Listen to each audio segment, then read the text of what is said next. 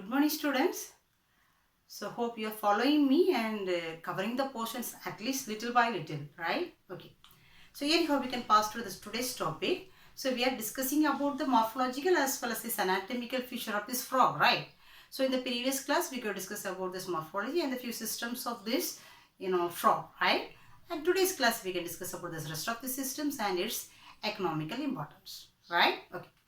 So as per that, the first one is this excretory and reproductive system. Excretory as well as a reproductive system. So usually we have to discuss separately, right? So here I have drawn and written about this excretory as well as the reproductive system together because here the excretory system as well as the reproductive system is interlinked with one another. So that's why we have drawn it as together, right? So let us go for this first excretory system, right? Okay. So listen. So here they said excretory system means, excretion means the elimination of nitrogenous waste from the body is called excretion, right? So that those things we have discussed already. So nitrogenous waste means it may be in the form of this ammonia or urea or uric acid. But in case of this frog, the excretory waste is in the form of this urea, right? So hence this animal is known as ureotelic animals. So we are discussing about the excretory system. So the excretory waste is in the form of urea. Hence this animal is known as ureotelic animals. Ureotelic animals. Right. It is known as ureotelic animals. Okay. And this excretory system consists of what are the regions? Listen, organs. So the excretory system consists of pair of kidney, pair of ureter and the urinary bladder, and the common opening is called cloaca, right? So pair of kidney and pair of ureter, urinary bladder as well as cloaca, cloacal aperture, hole opening, right? So here this kidney type they said is a mesonephric kidney. Mesonephric kidney. Mesonephric. What do you mean mesonephric? Already we have said there is a three forms of this kidney. It is pronephric, metanephric as well as mesonephric. Right? So mesonephric means this is well developed as well as permanent kidney. So those kidneys we could say as mesonephric type. So in case of this frog, it's mesonephric kidney. Understand? Okay, now we can come to this excretory system.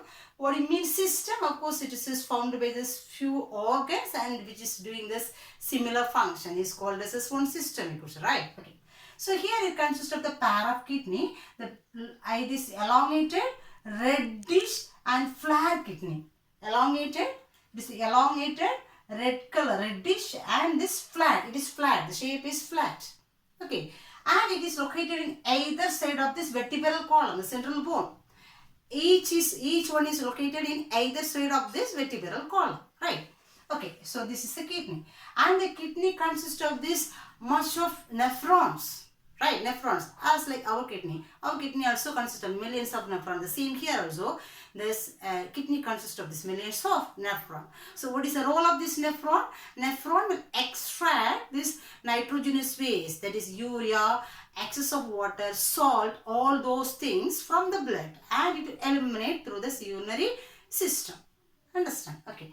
So this kidney consists of this millions of this nephron, and this nephron will extract this nitrogenous waste from the blood, and after this extraction, this waste, which means urea and this excess of water and all those things, salt, all those things will come as through this ureter. So ureter is a slung tubule which is arising from this kidney. Okay. So this is known as ureter. So both the ureter will open into this common opening that is known as here in this rectum part it opens actually first. Then it will fuse with this thin bag-like structure that is known as urinary bladder. It's a bladder such as sac-like structure, thin sac-like structure that is known as urinary bladder. So both this ureter will open into this urinary bladder. In this urinary bladder, this urine will be stored temporarily before it pass it out or eliminate. It will be stored temporarily inside this urinary bladder, right? Then afterwards, when it is getting tendency to eliminate it, this one, it will be coming out through this opening that is known as cloacal aperture. Cloacal aperture. Have you got? So that's all about this excretory system. So the excretory system consists of this pair of kidney, right? Pair of kidney, then pair of ureter, then urinary bladder. Urinary bladder. So the excretory waste is in the form of urea, hence it is known as ureotelic animal. So this kidney type is mesonephric kidney, right? So the excretory system is similar for both male and female. Here also the same here, kidney. Understand? Here the pair of kidney, but I have drawn the ovary in one side, but pair of kidney is there, right? Pair of kidney, ureter, urinary bladder, and this cloacal aperture. Everything is same for both male and female. Understand? Now we can discuss about this reproductive system. Okay, so excretion over. Let us come to the reproductive system. First we can discuss about this male reproductive system. Right? So listen. Suppose we know what is a major organ for reproductive system for male. It is testis. Right? So here also this frog consists of the pair of testes. So listen. So it consists of pair of testes. Male reproductive system consists of the pair of testes. And what is the role of this testes? Of course, it is producing the gamete known as the sperm cells, right? So it is producing the gamete sperm cells. So these sperm cells has to be, sent out. It has to be sent out, but through the same, tubules, ureter. That's why it is attached to each other. Listen. So this is a pair of kidney. This kidney is actually, it is located above, pair of testis. This pair of testis is located on the kidney. Have you got? So this pair of kidney is located on, pair of testis is located on the kidney. Okay. With the help of one muscle is known as mesochium. So listen. So this is attached to this testis is attached on the kidney with the help of this one muscle fold. With one muscle fold it is attached. That is known as mesochium. Mesochium. Okay. One side it is attached on the kidney and upper side it is attached on the dorsal wall of this animal. Have you got? On one side it is attached on the dorsal wall, another side it is attached on this kidney. Okay. So this with the help of the muscle that is known as mesochium. Have you got? Okay. Then of course this is producing this in a sperm cells now. This sperm cell is taken inside this kidney. So the sperm cell is taken inside this kidney. So who will take these sperm cells inside? With the help of the small tubules that is known as vas efferents. Have you got? Vas efferents. Okay, vas efferents. So this reddish color vas efferents tubule is taking these sperm cells inside this kidney. Okay. So from the kidney it is taken through the ureter. Already urine also coming along with this, through this ureter. So the same way only the sperm cells also has taken. Understand? So the sperm cell also are coming through this ureter and it will come to this, cloacal region. From the cloacal region through the cloacal aperture it will be sent out. Actually the fertilization is external fertilization, right? Have you got? So pair of testis is there. Testis is attached on the wall of this kidney. One side it is attached on this dorsal wall of this frog, and this is producing the sperm cells. The sperm cell is through this vas efferents, it is taken into this kidney. From the kidney it is coming through the ureter and it will open into the cloacal region. Through the cloacal aperture it will send out. Have you got? Okay. That is about this male reproductive system. Okay. We can come to the female reproductive system. Female reproductive system consists of pair of ovary, right? So this we can mention as a pair of ovary, right? This is the kidney. Actually, both two kidneys, a pair of kidneys there. But to explain, one side I have drawn the kidney, another one side I have drawn the ovary, right? Okay. So here this is the kidney and this is the ovary. But both the sides kidney will be there. Both the sides ovary also will be there. Have you got? Okay. So listen, what is the role of this ovary? Of course, it is producing this gamete known as ovum, right? So this and ovary is producing the ovum. Listen here. Here from the kidney, ureter is developing and the ureter is open into this rectum part here and it will open in the urinary bladder, right? Then, but in case of this female, it is unlike this male. Male, what will happen? This testis is leaving these sperm cells into the kidney, and this urine as well as the sperm cells both is coming through the same tubule, like through ureter, right? But not like this female. Female is that ovary is producing the ovum, right? Ovary is producing the ovum. This ovum is collected by this separate funnel, separate tubule. Understand? So the long separate coiled tubule is there in either side of this ovary. That is known as a oviduct. Can you watch? This is a oviduct. So the oviduct, in the anterior part of this oviduct, it has the funnel-like structure.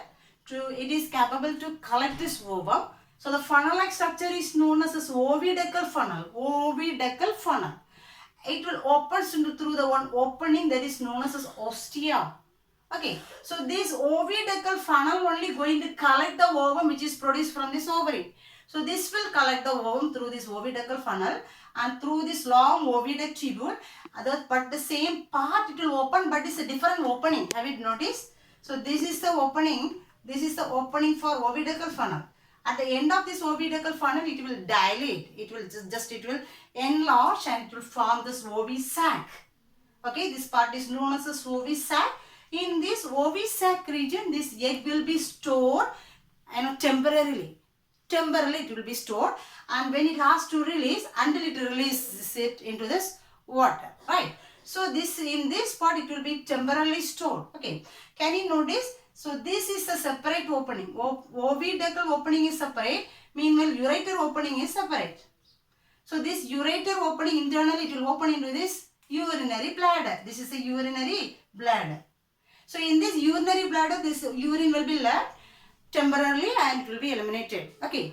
The same here also, but it is a separate tube and the separate opening. It is not mixed inside this excretory system. Separate opening is there. So in this ovisac region, this egg will be stored and it will be eliminated or send it out through the cloacal aperture.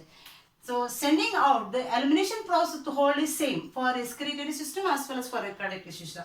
So through this cloacal aperture, both urine as well as this ovum will be sent out. Have we got? So that's all about this female reproductive system. That's why we say, so but in male both is coincide each other, but in female separate tubule is there, but it is a releasing part is same. Have we got? So that's all about this excretory system as well as this male and female reproductive system. Okay. Now we can go. So once anyway it is over, right?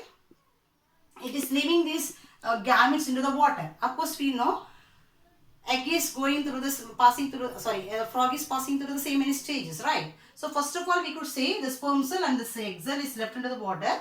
So it will fuse together. So the fertilization process is going on. So after fertilization it will become as a zygote, right? So if you see this metamorphosis, this life cycle of this, this frog is known as metamorphosis, right? Metamorphosis. So the life cycle is known as metamorphosis. Metamorphosis. So first zygote will be formed. So zygote will be formed, right? So after the zygote grow for the growth. So immediately after few days, it will hatch out as a larva. What is the name of this larva? The name of this larva is tadpole, right? So it will become as a tadpole larva, right? So this tadpole larva again, it will, since it is spending its life entered inside this water, right? So of course it is breathing through this gills. So it will produce this 3 pair of gills. So it will produce a 3 pair of gills. Okay.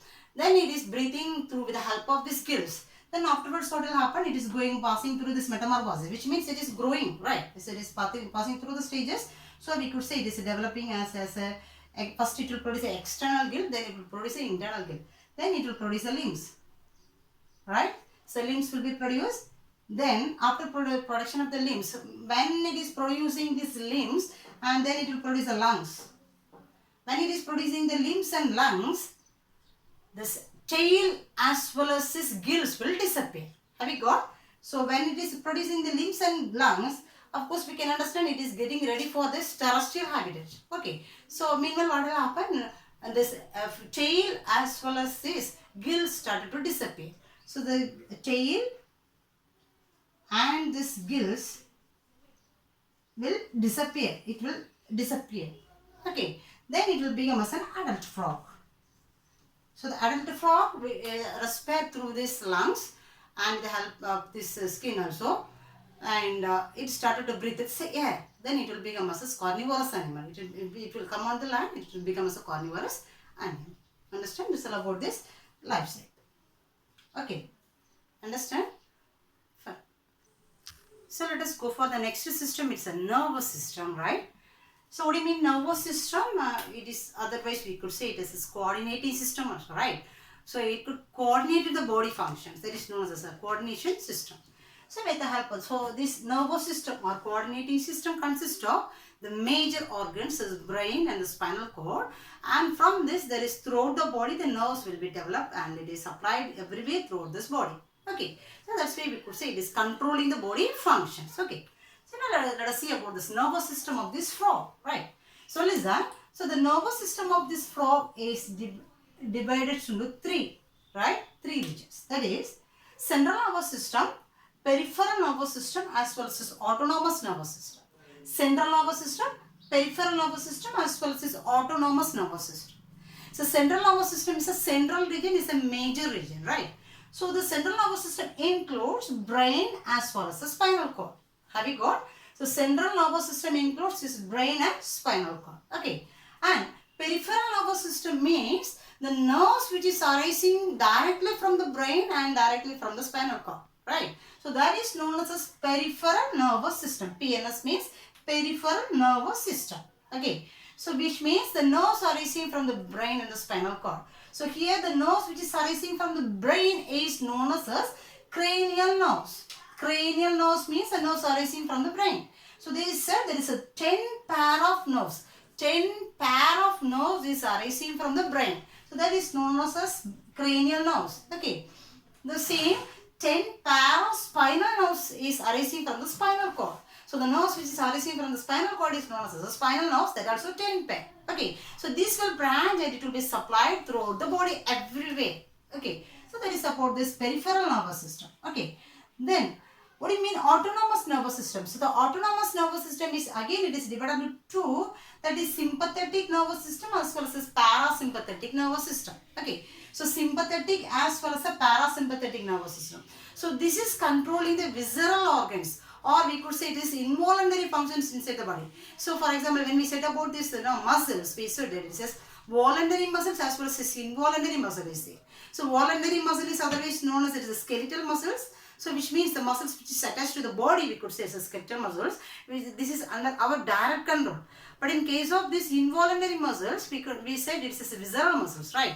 Visceral organs means respiratory system or intestine. So all those things, reproductive system, urogenital system, which is not attached to the skeletal system, that we could say this as visceral organs or involuntary functions. Its function is involuntary. We could not control it directly, right? So those organs functions will be controlled by these nerves. That is known as a sympathetic nerve as well as a parasympathetic nerve. So sympathetic as well as a parasympathetic function, it is just antagonistic. It is just opposite. Which means if it is sympathetic is increasing the secretion, parasympathetic will reduce the secretion. So that it is antagonistic to each other, we could say, right? Anyhow. So this autonomous nervous system means it is controlling this visceral organ functions. Have you got? So it is divided into two. There is sympathetic as well as a parasympathetic nervous system. Okay, fine. So listen, now we can come to this brain and the spinal cord. So here we are going to learn about the structure of this brain. So listen, the structure of brain also again they are divided into three regions. That is prosencephalon. Listen me, prosencephalon, mesencephalon as well as a rhombencephalon. This is nothing else. Listen, prosencephalon means forebrain. Have you heard these things? Forebrain, midbrain, hindbrain, hopimelon, right? So there is a forebrain only known as a prosencephalon, midbrain is mesencephalon, and hindbrain is a rhombencephalon. Okay. Of course, we could say this brain is kept inside this cranium region, and it is kept safely inside this cranium region, which is covered with this membranes that is known as meninges. The meninges. Okay. So here for frog, they said this frog brain is covered with the two membranes that is known as dura mater as well as this pia mater. So this is the two membrane which is covering the brain of this frog, right? So the brain is kept inside this cranium very safely. Okay. let us look into the structure of this brain. Okay, so as we said already, the brain is divided into three divisions or three regions: forebrain, midbrain, as well as the hindbrain. Okay, so the largest part is this forebrain, right? So the largest part is forebrain. So the forebrain consists of the regions in a large olfactory lobe. So the large olfactory lobe is there, right? So this lobe is anterior and is narrow and it is free. Okay, I'm sorry, anterior end is narrow and it is fused, but the posterior end is free.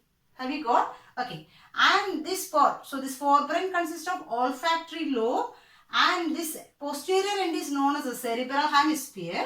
Okay, then it is end with this diencephalon. So the forebrain consists of olfactory lobe, cerebral hemisphere, as well as the diencephalon. Okay, so this olfactory lobe is this long lobe and its anterior end is narrow and it is fused, but the posterior end is free. Have you got? Okay, and this wide part, our posterior region is known as cerebral hemisphere, and this at the end there is this diencephalon. Okay, inside this olfactory lobe, they said it consists of one cavity. Inside this olfactory lobe, one cavity is there.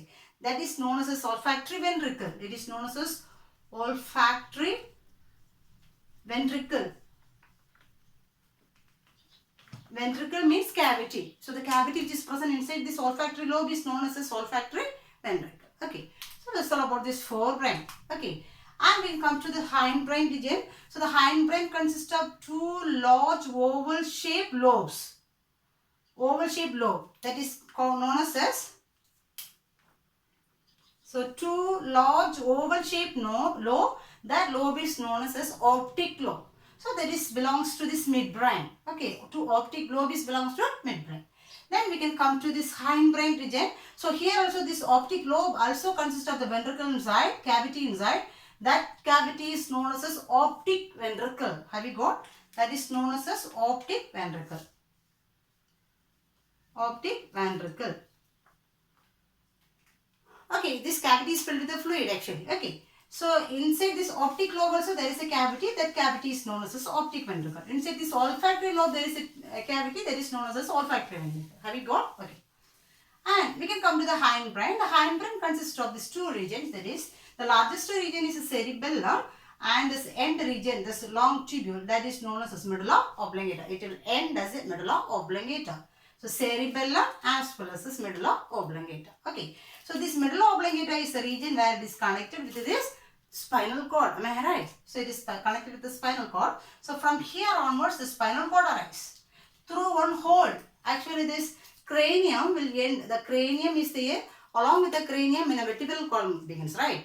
So this junction between, the hole between this cranium as well as the spinal cord is known as foramen magnum. Foramen magnum. So through this foramen magnum hole only, this spinal cord moves. So this medulla oblongata, the medulla oblongata end as a spinal cord. So the spinal cord moves through this foramen magnum. It's a hole between this cranium as well as this vertebral column. Have you got? So through this spinal cord arises, and from there, the nerves will be supplied through this body, right? So that's all about the structure of this brain. Okay. So finally, let us look into this, the economical importance of this frog. When we say about the economical importance of frog, you may think what maybe the economical importance we could get from this frog, right?